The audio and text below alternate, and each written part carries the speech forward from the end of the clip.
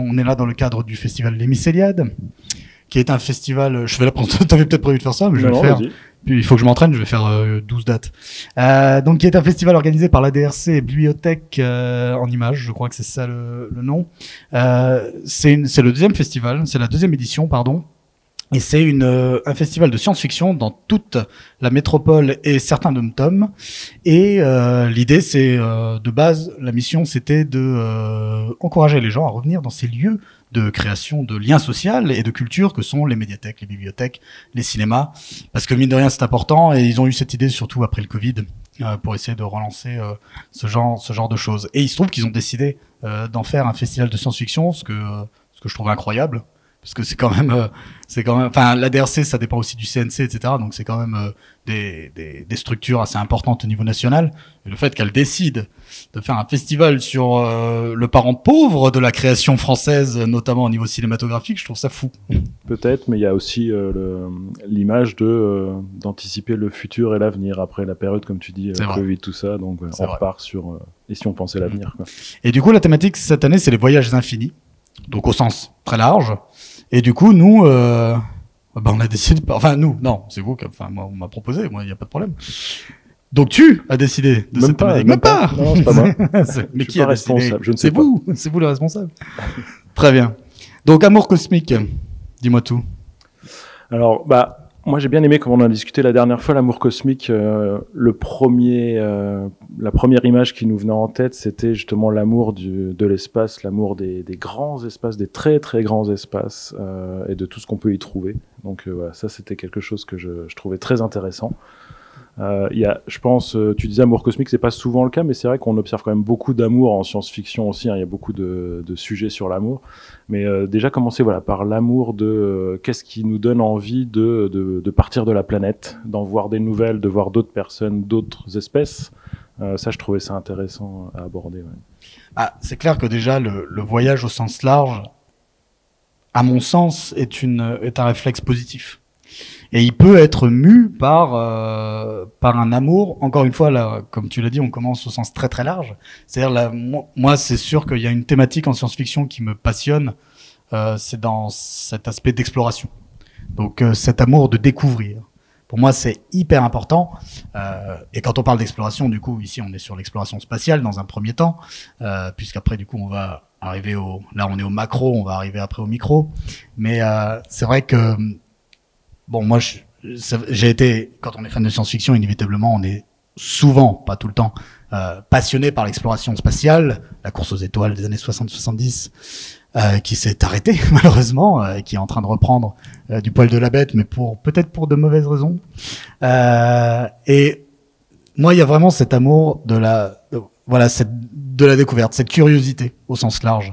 C'est hyper important pour moi, et c'est ce qui est moteur aussi dans la création de récits. C'est-à-dire sans curiosité pour l'espace au sens pas, là je parle pas du spatial, mais juste l'espace comme dimension de notre univers, on ne peut pas aussi avoir cet enchaînement avec une curiosité pour l'autre aussi. C'est-à-dire on veut découvrir des lieux, mais idéalement, souvent en science-fiction, s'il peut y avoir aussi des gens, des personnes ou des individus ou des êtres en tout cas, c'est encore mieux. Et bon, le but, en général, je l'espère dans un premier temps, c'est d'avoir une certaine bienveillance et d'essayer d'aimer ces gens, ces autres, ces altérités, plutôt que essayer de leur botter le cul, même si on voit qu'en science-fiction, c'est pas forcément le cas, toujours.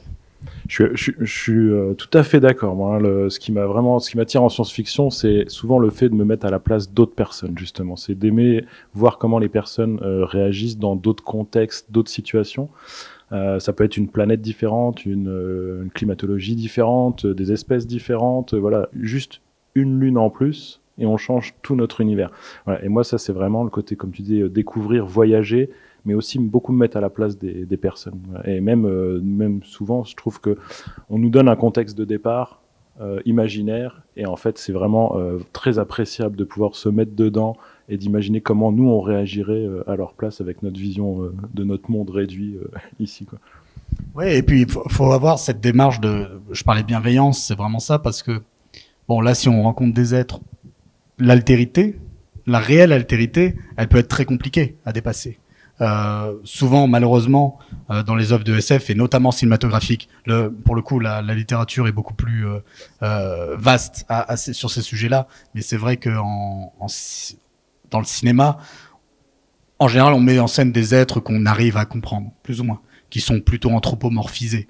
Souvent, je parle d'Avatar parce que effectivement, on en avait parlé. Avatar, l'un des objectifs en termes de mise en scène et de narration de James Cameron, c'est aussi de créer une histoire d'amour. Donc c'est plus facile surtout s'il y a des furies parmi vous, je ne sais pas, mais c'est toujours plus facile de créer une histoire d'amour entre un être humain et un extraterrestre anthropomorphisé comme les Na'vi, qui sont des espèces de chats humains géants, un peu sexy entre guillemets. Quoique ça peut dépendre des goûts, mais je veux dire, on va dire globalement, ils ont pensé la chose pour que ce soit un petit peu sexy. Bon, c'est plus simple que si on décide que les Na'vi ressemblent à des blobs verts qui communiquent par des lumières en faisant des bruits très extrêmement désagréables pour nos oreilles. Et ça, du coup, inévitablement, quand on est dans le cinéma et donc dans le visuel, on est obligé aussi de réfléchir à ces aspects-là et on est un petit peu limité, ou en tout cas, il y a un cadre qui se crée qui est différent. Alors qu'en littérature, on peut d'un coup imaginer tout et n'importe quoi.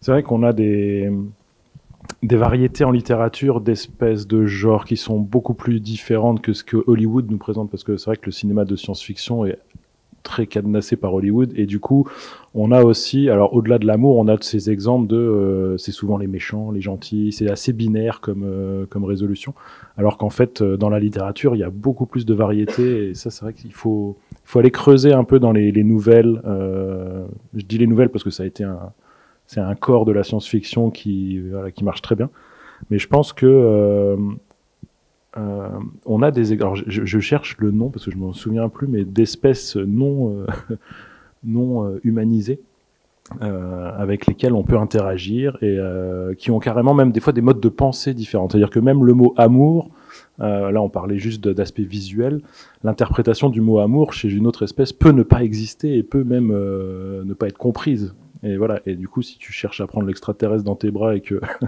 tu t'en prends une autre, c'est peut-être parce qu'il n'a pas compris tout simplement ce que ça voulait dire, quoi. Ah, mais t'as tout à fait raison, parce que la réelle altérité, elle sera aussi au niveau des sentiments et des émotions. C'est-à-dire que on tombe sur des aliens qui ont des sentiments et des émotions similaires. Il y a un socle commun. On est sur des aliens qui n'ont absolument aucune conscience de ce que c'est. À partir de ce moment-là, et d'une manière générale, de toute façon, c'est très difficile de juger moralement des êtres aussi altérés, aussi différents de nous, parce qu'en fait, les bases sont complètement déstructurées. Je pense à Under the Skin. Je ne sais pas si quelqu'un l'a vu. Qui l'a vu, Under the Skin, ici? Ok. Je l'ai vu hier parce que je le présente demain à Créteil. Enfin, je l'avais déjà vu. C'est avec Scarlett Johansson et elle joue une extraterrestre qui arrive et qui enlève des hommes en leur promettant des relations sexuelles et qui en fait les consume dans une espèce d'huile noire étrange. Enfin bon, le film est très profond là-dessus. Il y a plusieurs interprétations possibles. Moi-même encore, là, je suis pas sûr de savoir ce que le film voulait me dire. Toujours est-il que, quand même, le film présente le personnage de Scarlett Johansson comme une espèce de monstre, on va dire, de quelque chose qui tue des gens. Tant bien même ces hommes sont un petit peu des idiots libidineux. En fait, elle traverse la campagne écossaise à la recherche d'hommes. Et voilà, ils sont un petit peu idiots, hein, très clairement. Fondamentalement, ils sont pas méchants et elle les tue. Elle les consomme vraiment. Quand je vous dis consommer, c'est vraiment au sens physique du terme. Mais moi, c'est vrai que face à ça, je me dis oui, mais je ne peux pas la considérer comme un monstre parce que c'est une alien qui est complètement différente, qui n'a aucune émotion, en tout cas au début. Vous verrez quand vous verrez le film. Du coup, je ne peux pas me mettre dans une position de jugement face à elle. C'est horrible ce que tu fais. Oui, c'est horrible, ça terrorise. Mais fondamentalement, si je me détache de mes présupposés humains, je me dis peut-être que c'est sa manière de dire qu'elle nous aime. Peut-être que c'est une espèce qui descend peut-être que cette forme de vie descend d'un animal qui à une époque avait une forme de reproduction telle que la menthe religieuse, et que c'est comme ça, et que en fait pour elle c'est juste normal. Enfin, vous voyez, c'est très compliqué quand on va justement dans ces domaines-là, je trouve, de juger selon des critères humains. Donc ça c'est un exemple, mais il y avait, je pense, souvent on me cite quand on parle d'altérité, on parle de First Contact, de Premier Contact de Denis Villeneuve. Je pense que vous l'avez plus vu. Mais pour le coup, moi, pareil, là, je trouvais que oui, ils sont pas anthropomorphisés, d'accord. Mais je trouve que voilà, c'est ce que j'allais dire. C'est-à-dire au premier abord, mais en fait, grosso modo, c'est plus ou moins des humains dans un corps de poulpe géant, mais je veux dire, ils ont quand même des émotions, ils s'inquiètent, ils ont des remords, ils ont de l'empathie, et en fait, ça, c'est très important. Je pense que on tombe sur des aliens qui n'ont pas de tristesse, pas de haine, mais de l'empathie. Oula, merci beaucoup, c'est parfait. Apprenez-nous, parce que nous, on est vraiment des cons. Ce film, il est aussi, je sais pas, enfin voilà, il s'est limité au langage surtout. Oui. Du coup, c'était un film qui voulait montrer que voilà, il fallait déjà se comprendre par le langage pour essayer de se connaître. Et c'est vrai. Mais comme tu dis, il y a déjà des sentiments humains qui existent chez ces extraterrestres-là. Et du coup, on aimerait encore aller plus loin et se dire, si ces sentiments n'existaient pas chez eux, est-ce qu'ils seraient capables de les comprendre? Est-ce qu'on est capable de comprendre les leurs? Donc voilà, je trouve qu'il était un peu limité sur ce point-là, même si c'est un effort sur le fait du langage et d'essayer de trouver... Moi, je trouve qu'il était limité tout court, le film. Je pensais vraiment qu'il allait aller plus loin. Parce qu'au final, le film ne parle même pas réellement de ça. Non. C'est qu'un prétexte pour d'autres sujets. J'ai tendance à spoiler les films, alors je fais attention. Moi, ce qui m'a déçu notamment, c'est la facilité. Parce qu'au départ, c'est pas mal. On a vraiment l'impression que leur mode de communication, leur mode de pensée est vraiment différent. C'est très réussi au début. Et puis, hop, ellipse de plusieurs mois, c'est bon, on a tout traduit. Et j'étais là, waouh, ok, vous avez bossé, mais je veux dire, c'est quand même un petit peu dommage narrativement. Et surtout, du coup, comme tu disais, on n'est pas face à une réelle altérité. Et ça, ça a vraiment cassé un petit peu le film pour moi, quoi. Et moi, je pense qu'on devrait enfin, souvent, on pourrait s'inspirer de la réalité. Dire, on arrive à échanger avec nos animaux de compagnie, par exemple, mais on n'arrive pas à parler, à comprendre. Donc, il suffirait aussi d'essayer de pousser ça à l'extrême. Une race extraterrestre qui échange avec nous sous forme comme un être humain et un chien pourrait le faire, de manière correcte. Ils vont pas nous mettre une laisse, en tout cas j'espère. Mais voilà, on pourrait imaginer avoir des interactions entre espèces sans forcément se comprendre. Oui, ouais, t'as tout à fait raison. C'est-à-dire que et même là encore, il y a une interaction. On pourrait aller plus loin et se dire qu'on n'arriverait même pas à réussir à ni se comprendre, ni communiquer, ni même prendre conscience que l'autre est là. Mais là, je vais un petit peu plus loin. Mais par contre, en fait, c'est vrai que j'avais jamais réfléchi ça comme ça, le côté, la relation qu'on a avec les animaux. Où effectivement, il y en a avec qui on arrive à avoir au moins des émotions, une connexion émotive, mais émotionnelle. Émotive, qu'est-ce que je raconte? Pardon. Une connexion émotionnelle alors qu'effectivement, on ne communique pas. Et c'est vrai que c'est là où il faudra qu'on trouve cette force en tant que civilisation globale humaine. Et eux aussi, j'espère, c'est que si on n'arrive pas à communiquer, faudra du coup ne pas rentrer dans un rapport de prédation. C'est-à-dire, faudra réussir à avoir cette bienveillance et trouver des ressources réelles pour être en paix quand même, quoi. Mais c'est vrai que du coup, on fait quoi? Parce qu'on n'arrive pas à se parler et eux, ils ont quand même besoin de nos arbres. Bon, oui, mais nous, on en a de moins en moins. Et ça fait notre oxygène. Donc, est-ce qu'on les partage? Ouais, est-ce qu'on le partage? Mais surtout, est-ce qu'on comprendra qu'ils veulent juste... Bon, ils en veulent quel... Voilà. La science-fiction, ça permet vraiment d'aller très très loin sur ce sujet.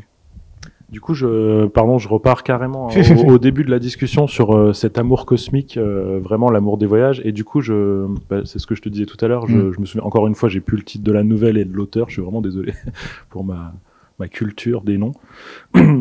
Mais j'adore cette nouvelle parce que on a un vaisseau, une grande nef stellaire qui part de la Terre avec des centaines de personnes à l'intérieur.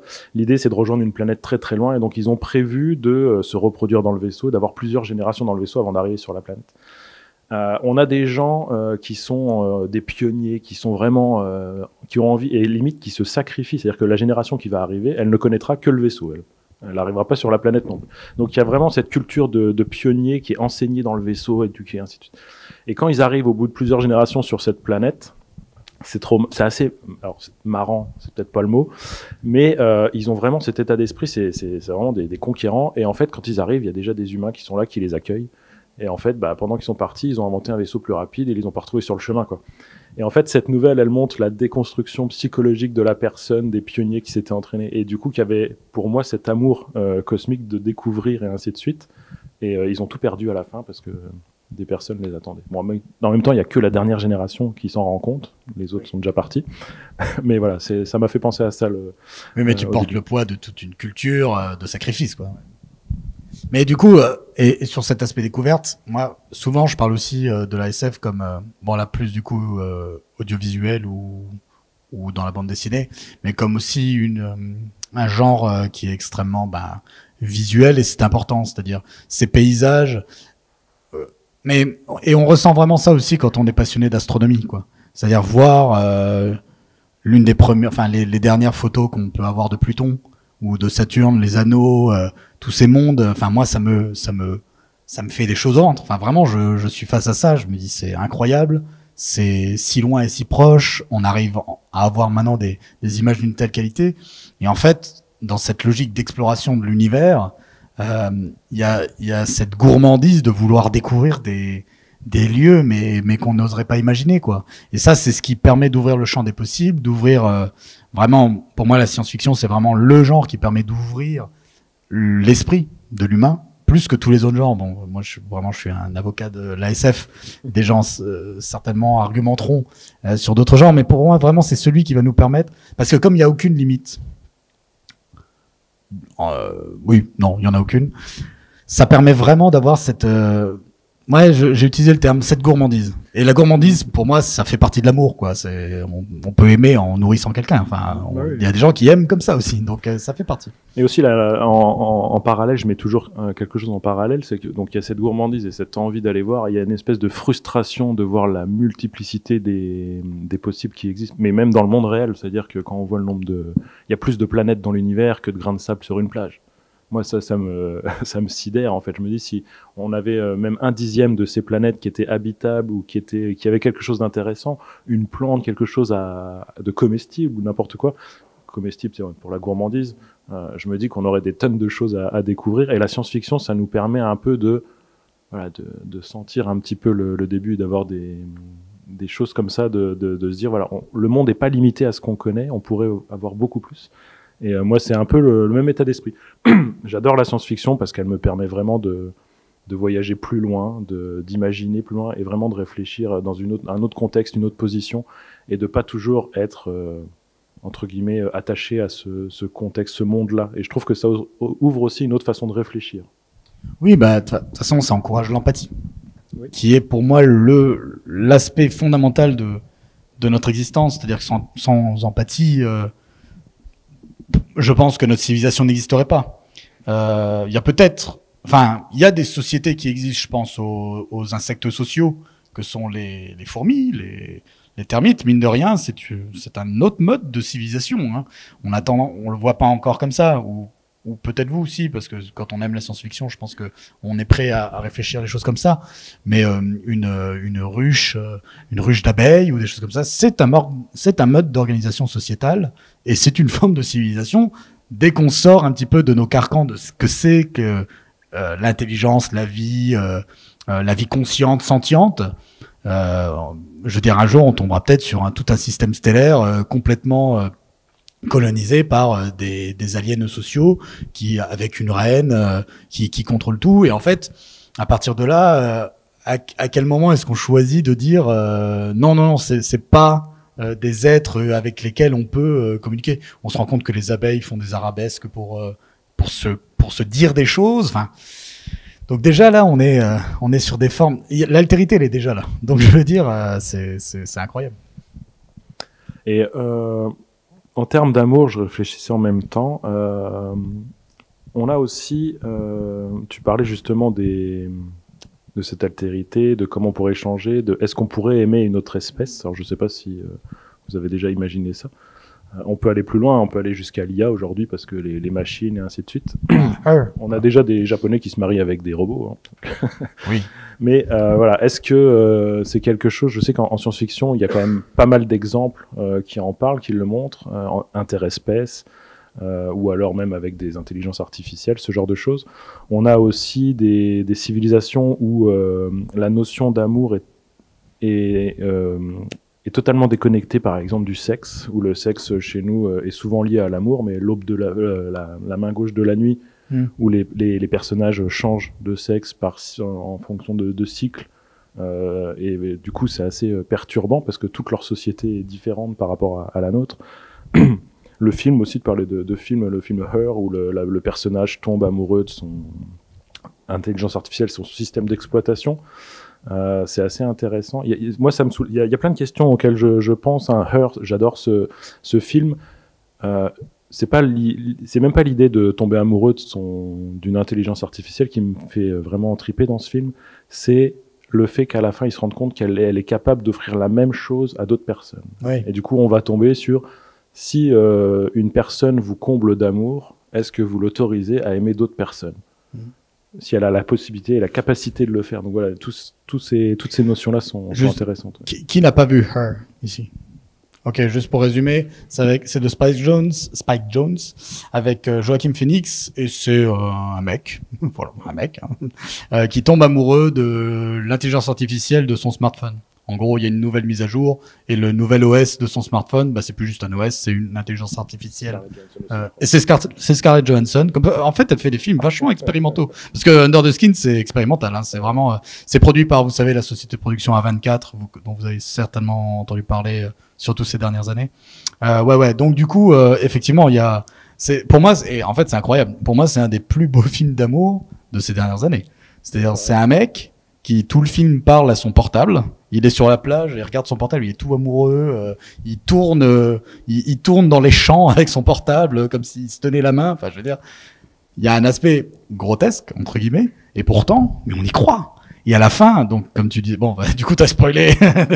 Mais à la fin, du coup, donc, il y a vraiment une relation d'amour. Et cette IA aime cet homme, mais elle lui avoue que, bah, en fait, comme c'est une IA et qu'elle est omnisciente, enfin, elle est connectée à tout, elle est pas connectée qu'à lui, mais en fait, elle aime, je crois qu'elle lui cite même un chiffre, elle lui dit, là, en ce moment, j'ai 12 727 conversations en même temps, quoi.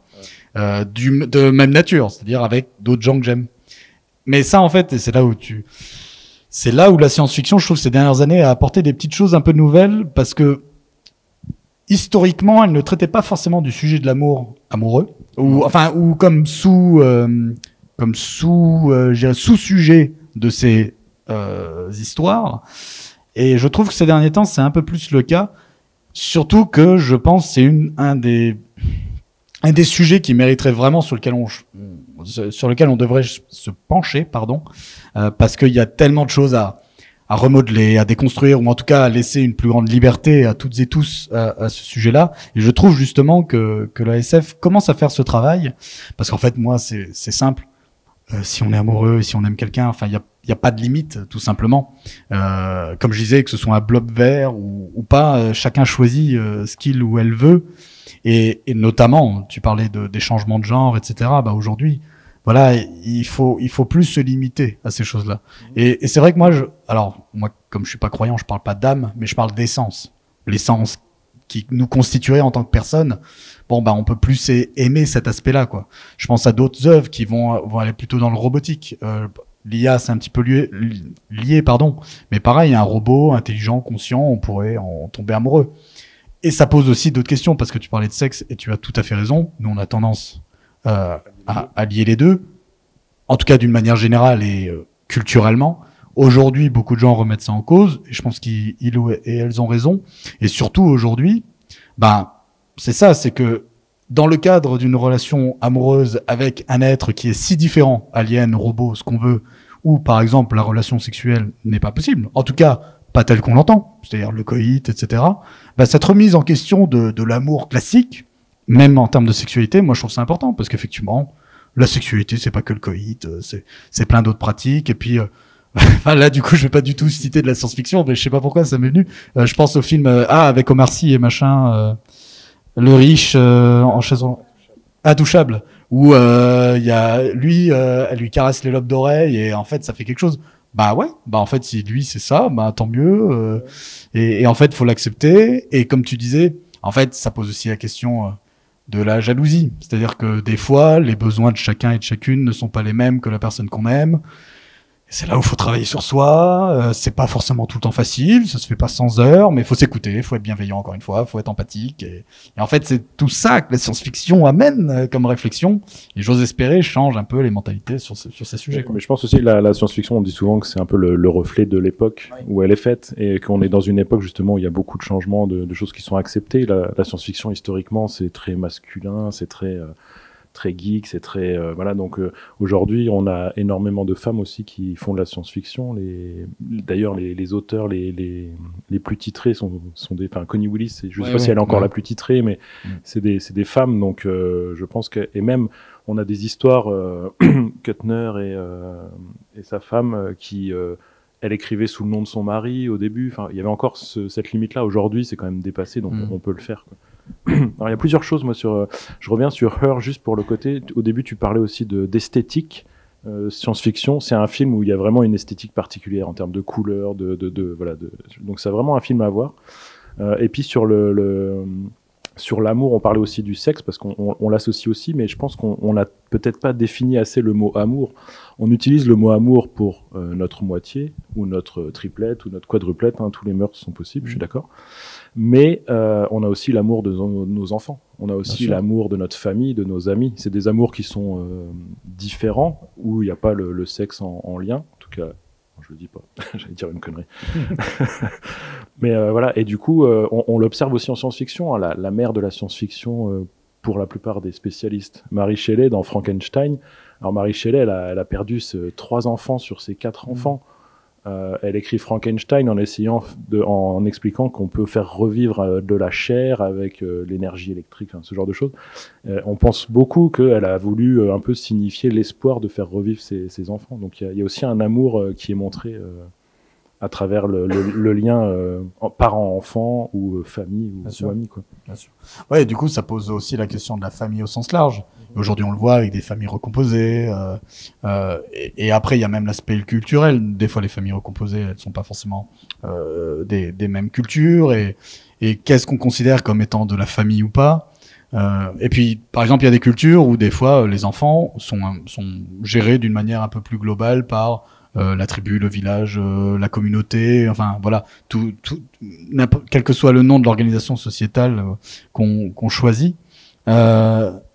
Et ça, très clairement, c'est... De toute façon, tu l'as dit, tu parlais de l'aspect masculin, mais la science-fiction, en tout cas la plus mainstream, elle est aussi surtout très occidentalo-centrée.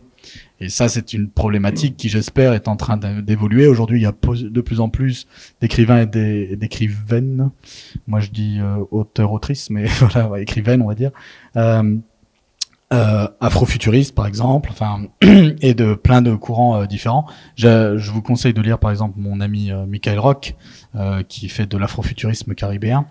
J'ai une vidéo avec lui, vous l'avez peut-être déjà vue. Elle est super. Lisez ses livres, ils sont passionnants. Mais du coup, effectivement, il faut commencer justement à déconstruire là encore des schémas sociaux qui sont plutôt hérités de la culture européenne et catholique, parce qu'en plus même européenne, il y avait déjà une variété. Si on remonte 1000 ans en arrière, dans les pays du Nord, ils n'étaient pas encore catholiques. c'est les derniers blancs à être devenus catholiques vers l'an 1000.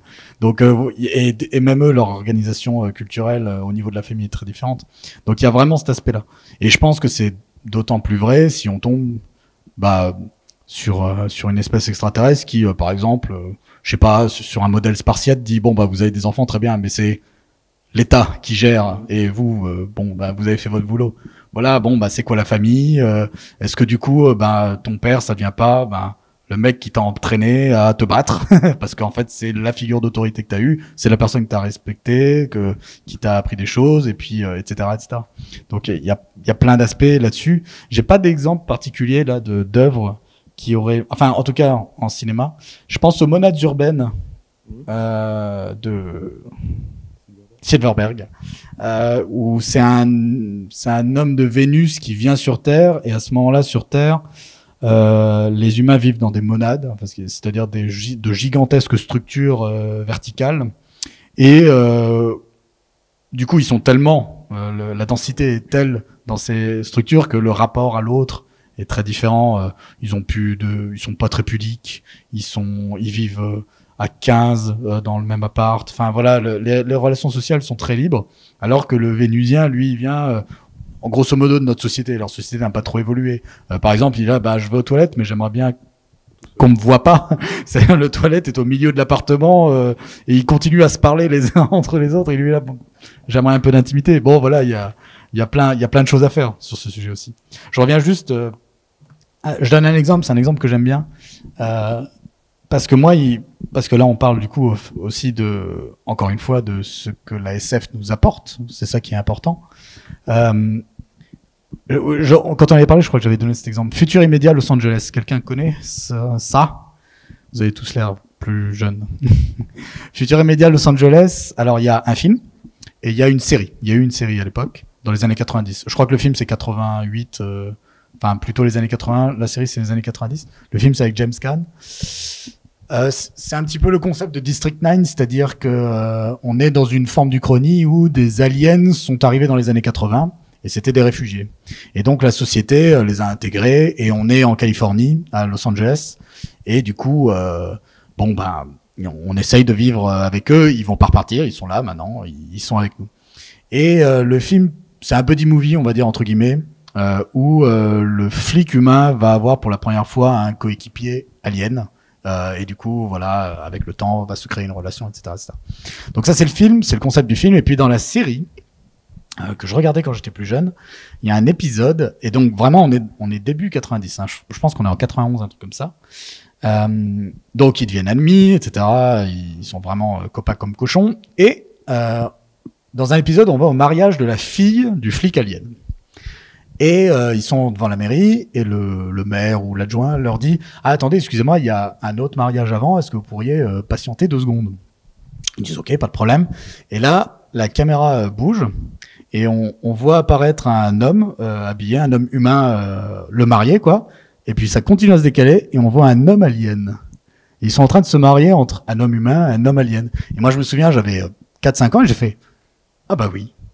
Ah ben oui. » Et je me suis dit « Putain, ils ont réussi à m'avoir parce que je n'avais pas imaginé que c'était possible. » Bon, moi, j'ai eu la chance d'avoir été éduqué par des parents j'ai pas été éduqué par une famille homophobe, donc, et en fait, je m'en suis voulu, c'est-à-dire, je me suis dit, mais oui, mais le film a réussi la série a réussi à t'avoir, parce que malgré le fait que j'aurais pu y penser, tu n'y as pas pensé. Et il te fait, ah, tiens, je t'ai eu. Et tu fais, ah, putain. Et vous voyez, moi, je me souviens que ça a vraiment eu un effet, je me suis dit, c'est ça la science-fiction. Exactement. Voilà. Moi, ça m'avait vraiment ému. J'aimerais vraiment retrouver cet épisode parce que je trouvais que c'était hyper bien fait. J'ai cherché d'autres exemples, pareil sur la famille ou ce genre de choses. J'ai pas forcément d'autres exemples en tête. Quand tu vois qu'Avatar, ça reste. Il y a un peu une inspiration des cultures amérindiennes, mais je veux dire. Ouais, ça reste quand même assez limité aussi. Ouais. Non, du coup, je réfléchissais aussi sur d'autres aspects, mais plutôt, je reprends sur des notes que j'avais notées sur le temps aussi. L'amour à travers le temps, ça dans la science-fiction on a beaucoup d'exemples rien qu'avec le voyage dans le temps, voilà, de retrouver quelqu'un d'aimer, c'est même souvent le but du voyage dans le temps, donc est-ce que l'amour peut traverser le temps, ça j'aime assez le concept là de retrouver quelqu'un même à différentes époques, on l'observe aussi des fois dans certains films. Donc ça, c'est un autre aspect de cet amour en science-fiction qu'on peut retrouver aussi. Voyez, du coup, quand tu parlais d'amour filial, tu parlais de la mère de Marty McFly pour son fils. Par exemple. Très gênant. Tu reviens dans les années 50, ta mère est amoureuse de toi. Là, c'est compliqué. C'est compliqué. Non, mais t'as raison. Ne serait-ce que sur l'aspect...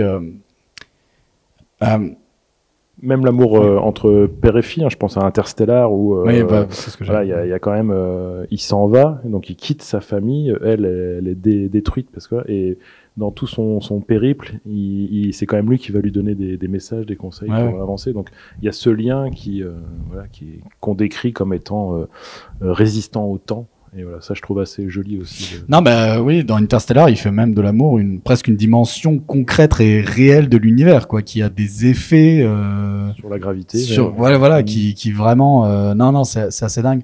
Bon, moi j'ai une position un peu particulière avec Interstellar parce que Enfin, moi, c'est un film qui a été fait pour moi. Depuis que je suis gosse, je dis, non mais d'accord, si un jour j'ai une femme que j'aime et des enfants que j'aime, si on me dit tu pars dans l'espace demain et je dis bah, eh ben bye bye. Enfin non, vous pouvez venir, mais je veux dire, si vous voulez pas, parce que moi vraiment, je m'identifie énormément au personnage de Cooper, c'est-à-dire que il y a beaucoup de gens face à ce film, ils disent, je comprends pas qu'ils partent.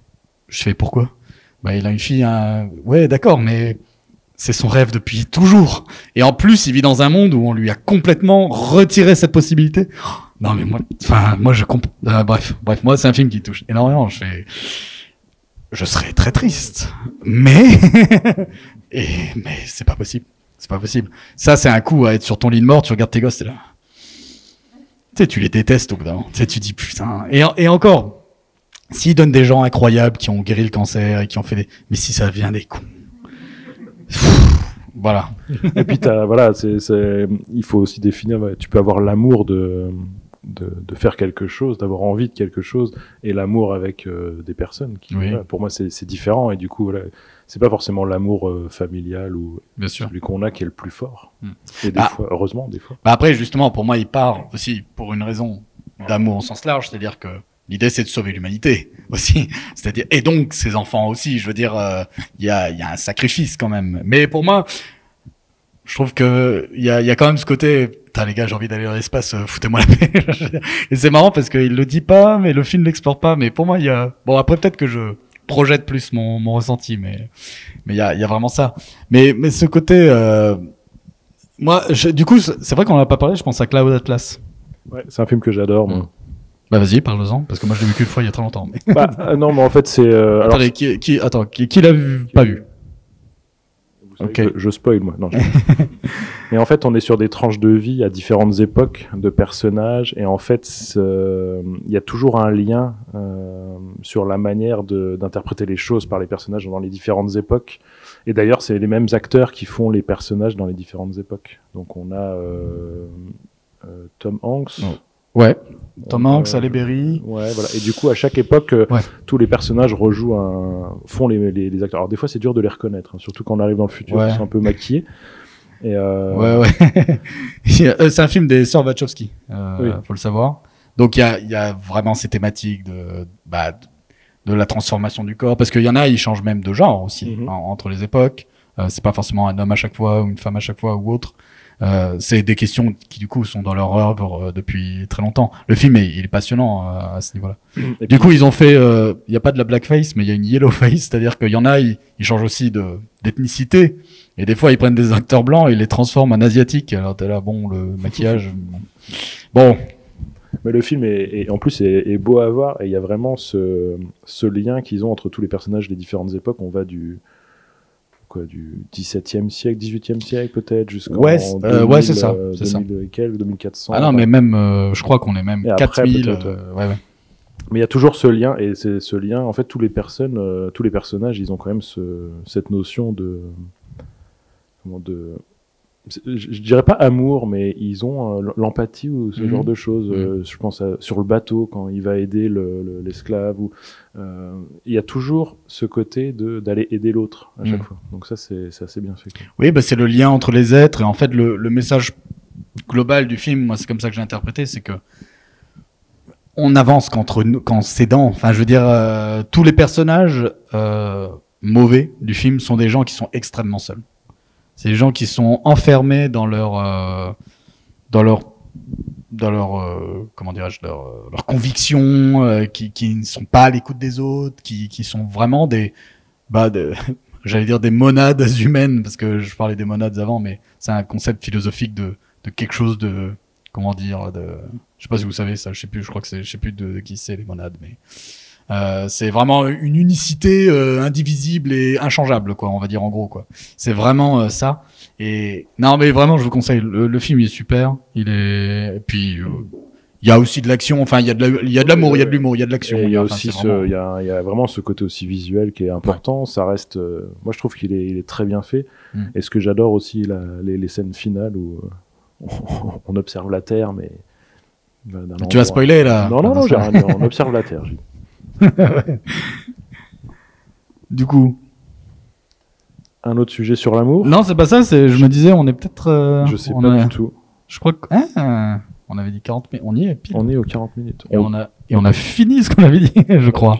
On a encore un peu des choses à dire ou dans ce qu'on avait préparé ou tiens Non, et puis c'était plus non, l'amour à plusieurs. Ah non, si, il faut en parler de ça. L'amour à plusieurs.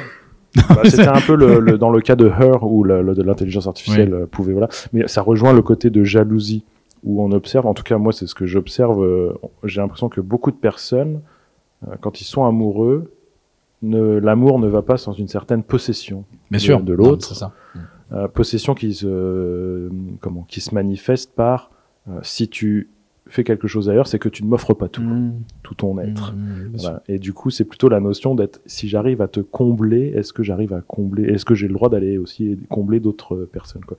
C'était un peu la discussion avec Her, justement. Non, c'est vrai qu'on a déjà un peu abordé l'aspect, mais de toute façon, vraiment, le terme, pour moi, on l'a dit plusieurs fois, c'est l'empathie, mais parce que tu as tout à fait raison, cet aspect de possession. Parce que, encore que deux personnes qui soient possessives et, leur couple est comme ça et elles s'aiment comme ça, etc., il y a aucun souci. De toute façon, tout le monde fait ce qu'il ou elle veut. C'est juste que moi, j'ai toujours tendance à dire, c'est quand même mieux d'être ouvert parce que moi, je considère qu'on est sur ces sujets-là. Et je parle pas uniquement sur l'aspect sexuel, mais je parle même sur les émotions, etc. On est de toute façon faillible. On ne peut pas se promettre à soi et aux autres qu'on va être parfait tout le temps, toute notre vie, surtout sur 80 ans, encore moins dans un couple. Enfin, c'est compliqué, je veux dire, Donc il faut aussi se laisser un petit peu de se lâcher la grappe, quoi, parce que des fois ça fait mal. C'est normal d'avoir mal si on apprend quelque chose. Enfin, j'en sais rien. Mais il faut réussir aussi à communiquer, parce que souvent on se rend compte que les douleurs qu'on crée ou qu'on a, elles sont le fruit de choses qu'on suppute, mais on n'en a pas parlé. Donc, voilà, on n'en a pas bien communiqué. Et puis peut-être que je pense que tu penses comme ça, mais en fait non, tu ne pensais pas ça. Et comme si j'avais su, j'aurais pas réagi comme ça. Voilà, bon. Et du coup, surtout sur tous ces aspects, voilà, moi, il faut faire preuve d'une empathie, de plus d'écoute, communiquer. Et ce sera d'autant plus difficile pour revenir aux aliens si on n'arrive pas à parler et à être en face, quoi, émotionnellement. Mais c'est à ça qu'invite la science-fiction, c'est juste de rester ouvert. Eh ben, merci beaucoup. Merci, c'était super intéressant. Ouais. Bravo, applaudissez-vous. Capitaine. Mais non, moi c'est mon travail.